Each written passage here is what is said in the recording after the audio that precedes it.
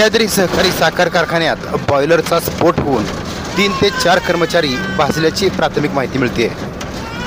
सातारा जिल्ह्यातील कराड तालुक्यातील यशवंतनगर येथील सह्याद्री सहकारी साखर कारखान्यात ESP बॉयलरचा टेस्टिंग करत असताना स्फोट झाल्याची प्राथमिक माहिती मिळत आहे. यामध्ये 3 ते 4 कर्मचारी गंभीररित्या भाजले आहेत.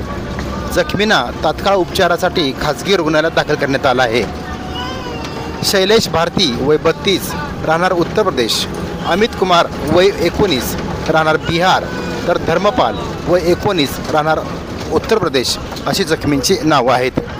यशवंतनगर येथील सह्याद्री सहकारी साखर कारखान्यात ऊसाचे गाळप आहे. यामध्ये मागील 15 दिवसापासून ESP बॉयलर कारखान्यात बसवण्यात आला आहे. यामध्ये 8 दिवसापासून टेस्टिंग सुरू आहे. गुरुवारी सकाळी 10:30 वाजता सुमारास ही टेस्टिंग सुरू असताना अचानक स्फोट झाला. या दुर्घटनेत टेस्टिंगचे काम करणारे 3 ते 4 कर्मचारी गंभीररित्या जखमी झाले असून त्यांना तात्काळ उपचारासाठी खासगी रुग्णालयात दाखल करण्यात आले आहे.